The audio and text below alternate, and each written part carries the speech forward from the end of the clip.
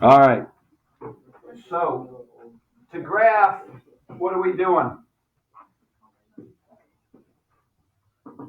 What makes it so easy for us? Anybody? Yeah, well, we know what it's going to look like, right? What's the far right going to look like? Michael, you going to pay attention to this?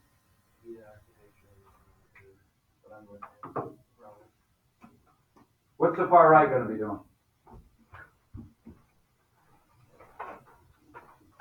Come on, this was easy. Up, right? Because the leading coefficient's positive, right? What's the far left going to do? Go down, all right? So, since it's got a degree of 3, how many turning points does it have? Changes of direction. 2, right? It's always one less than the. So it's going to look like this somehow. Okay, it's going down on the left. It's going to go up, change direction, go down, change two changes of direction. It probably crosses the x-axis how many times? Whatever the degree is. Okay, but we can just punch it in our calculator, right? Just look at it and graph it. And I told you that was fine. All right, that's what this week is lots of use of our graphing calculator. So you need to get one. Now some people said they found an app to put on their phones. Okay? So if you don't have one and you need one on Thursday, I'll let you use your phone as your calculator. Okay? So Carly has it. Ashley has it on their phone. Eddie. So if you need help finding it on your phone, I'm sure they would help you. All right. So let's go x to the third minus 3x squared minus x plus 3. All right. And just graph it. And it looks about like what we thought, right?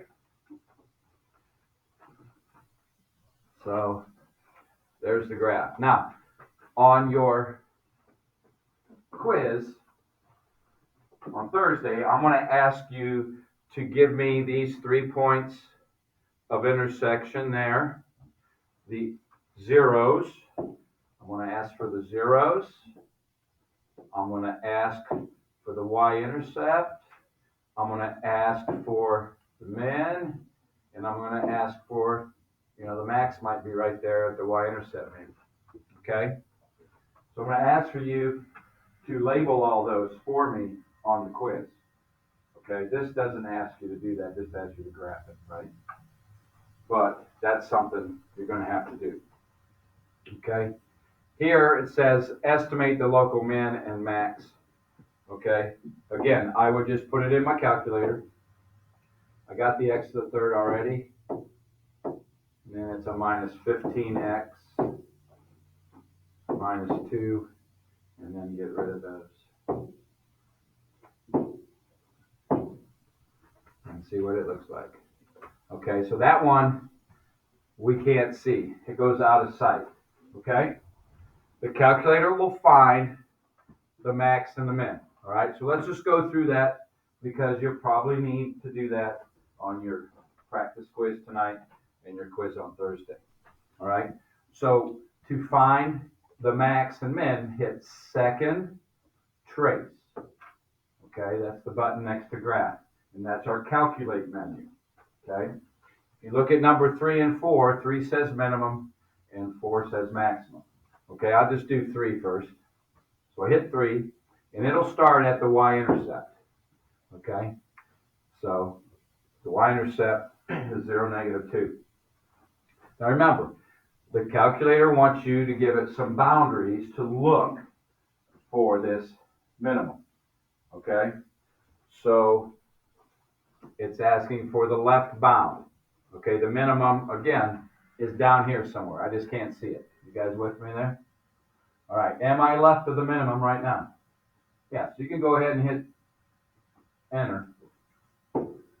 Okay, and if you don't want to waste time watching all the numbers like I do, if you want to hit the right arrow key and just hold it down till you see it come back over here, you can't. I usually just watch this Y value. It's going to go down some negatives, and then it'll start coming back up, and they'll start getting negatives that start getting bigger. Then I know I've gone around to the right of that minimum. Okay? So now it's at -5, -8, -11, -14, -16, -19, -21, -22, -23, -24, -24, -23, -22. So what happened? It went around, right? But if you want to just hold it down till you see it over here, that's fine too. Okay? So I'm going to hit enter because I know I'm right of it. And then it'll say guess. Once I hit enter now, it'll tell me that minimum value. It's 2.23. So I just said let's do -24.4. So 2.2 and -24.4. Just go to tenths.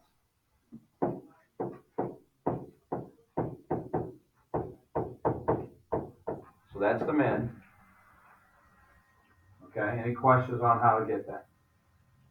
You're working on your calculator, hopefully. All right, to do the max, it's just going to start where it is right now. All right, so hit second trace again and go to 4 for max. And the cursor is right there now. So I'm going to hit the left arrow key and it's going to come up and go up, up, up, up, up, and then it'll start coming down. When I see it start coming down, I know I will be left of the point that's up here. You guys follow that? All right, so we'll see it here. There it is. Okay, it's going up.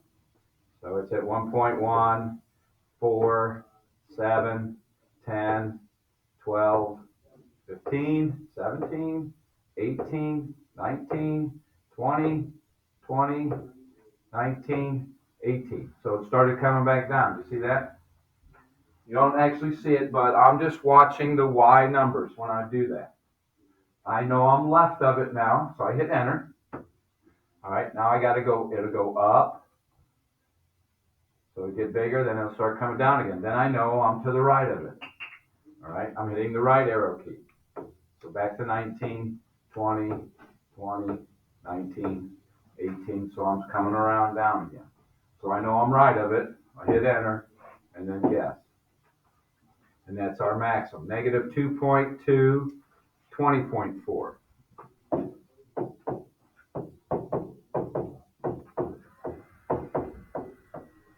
Okay, that's all I'm going to ask you to do when you have to find those. Okay, you're going to have to do second trace, minimum, maximum. Left bound, right bound, guess. Okay? Going over that again, does that help? Calculator does the work for us. Okay? Questions or answers to your homework. Number 4, the far left it's going down and the far right it's going down. So they're both going down. There was a negative leading coefficient and an even degree. Number 8, the far left's going down and the far right. Again, same reason. The leading coefficient was negative, so the far right's going down, and it was an even degree, so they're going the same direction. So both going down. All right, any questions on that? That's all you had to do is draw arrows for those. Okay? Number 12, it said to find the mins and maxes. Okay, and it said the number in parentheses to the right is the total number of relative min and max. Okay, so if it was 2, it was 1 of each. If it was 3, it was 2 of one and 1 of the other. If it was 4, it was probably 2 of each. Okay? So for number 12, there was a 2 in parentheses. That means there's 1 of each. The max was -3.15, and the min was 0.4 and -16.9. For 16, it's got 2 mins, all right, and 1 max. The max is 0, 9, must be the y-intercept. And the mins are negative 2.2, negative 16, and positive 2.2, negative 16. Anybody need to see 12 or 16? Again, it would be just like this, putting it in and finding min and max. All right. Number 20, it said find the zeros. That means where it crosses the x-axis. All right. There's 4 of them. It's negative 3, negative 1/2, positive 1/2, and positive 3. Okay. Let's look at that one just to go through how to find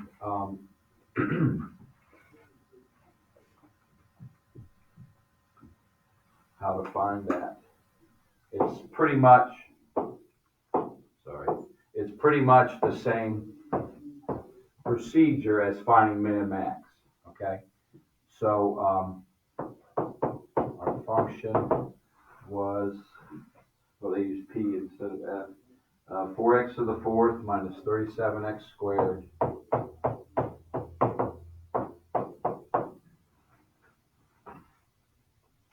plus 9. Okay, so again, all we're doing is putting that in our calculator. 4x to the 4th minus 37x squared plus 9. And graph it. Looks like a W. Okay, and I want these 4 points of intersection. Let's make it a little bigger. Okay, so I want, again,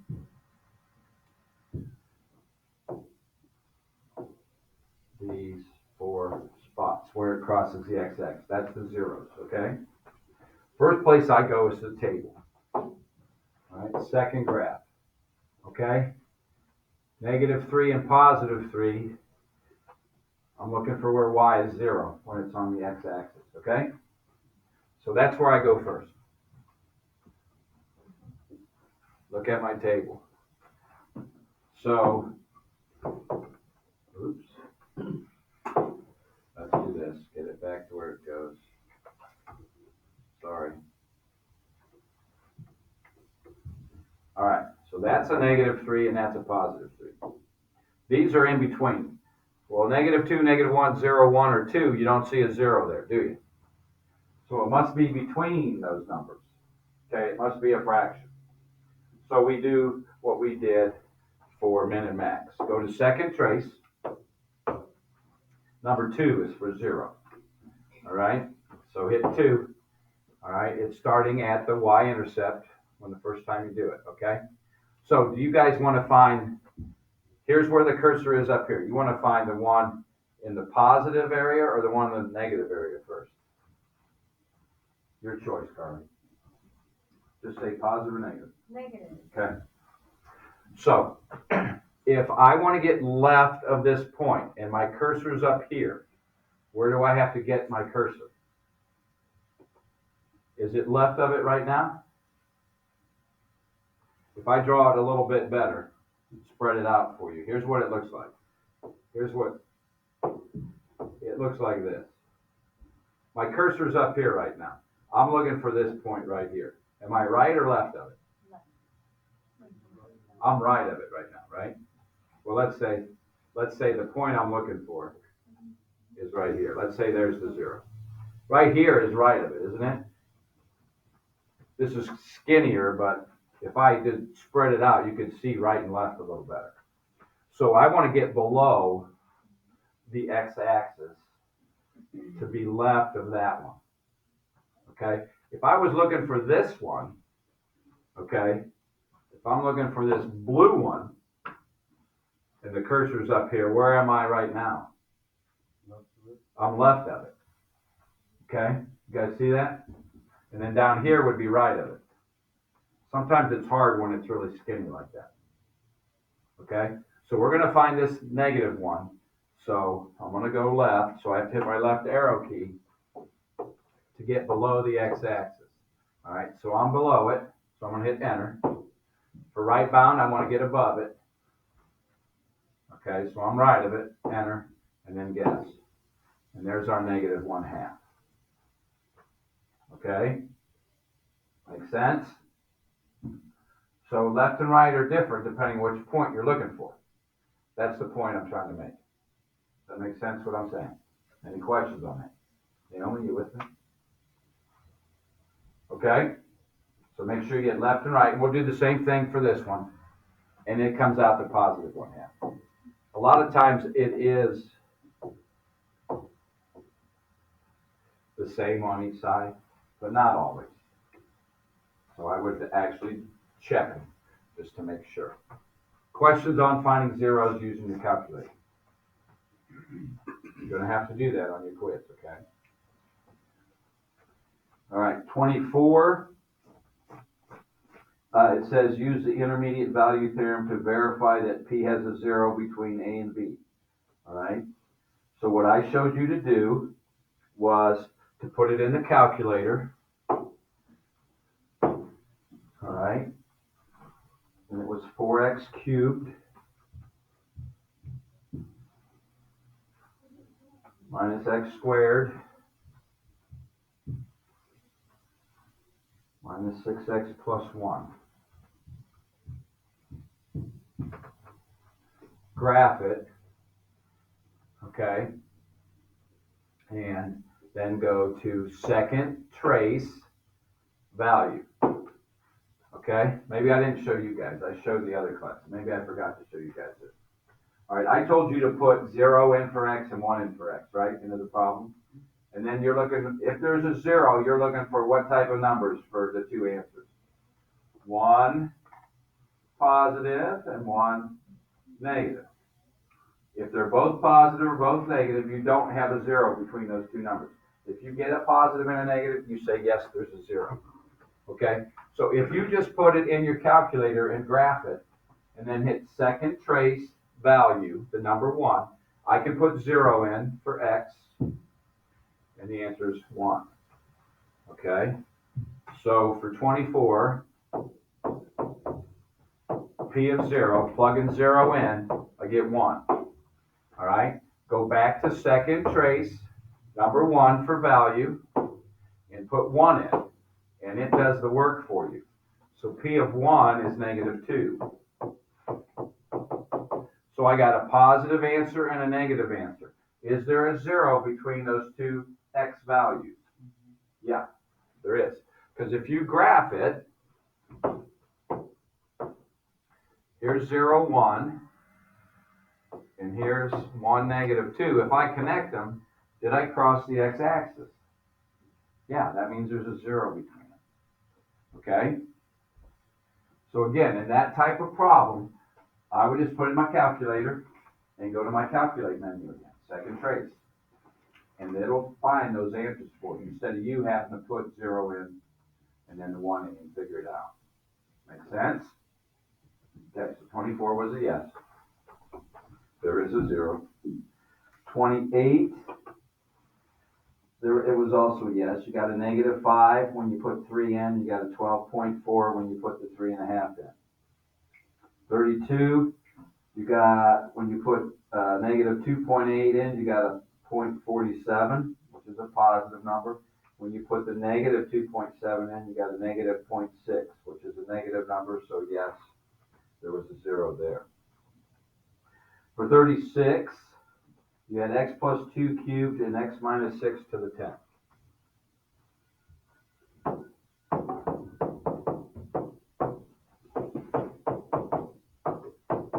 Okay? And what you were supposed to tell me is what the two zeros were and if it crossed the x-axis or bounced off the x-axis. Okay? So what's the 0 for here? Come on, you guys can tell me this by looking at it. Negative 2. What's the 0 for here? Positive 6.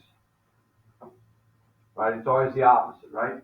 When we solve quadratics, we set them both equal to 0, right? Which was always the opposite. All right, now, what did I tell you yesterday? If it's an odd exponent, does it cross at that 0 or bounce at that 0?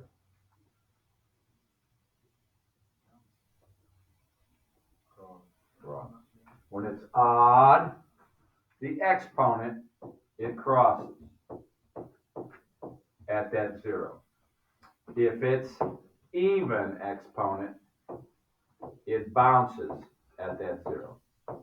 Meaning, if I make this graph, and I'm not sure what it looks like, but at -2, I know it's crossing, all right? And then at 6, let's say it went up and down and up and down, but at 6, it bounced, okay?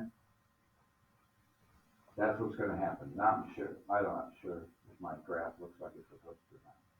Okay, because we got x to the 13th probably, right? So it's going to cross like 13 times. All right, but we don't worry about what it actually looks like. At this 0, it bounces because that exponent was even. At this 0, it crosses because that exponent is off. That's how you do those. You have a problem like that on your quiz. Okay? Questions? All right. So, for 36, we did that. For 40, they don't have it in factored form. You were supposed to factor it first. And it bounces at 0, 0. But I'm not going to give you one that you have to factor. I'll give you one that looks like this on your quiz. Okay? So, today I'm giving you your practice quiz. We'll go over it tomorrow. Your quiz is Thursday this week. Then you get a 4-day weekend. All right? And then next week, we'll have our quiz back to Friday. We'll go Tuesday, Wednesday, Thursday, Friday. All right? So exciting. Hey, before you know it, you're going to be halfway through your third 9 weeks. Right? That much closer to graduating. Except for a couple of you, right, Trevor? Yeah. Okay. See you next week. Sure.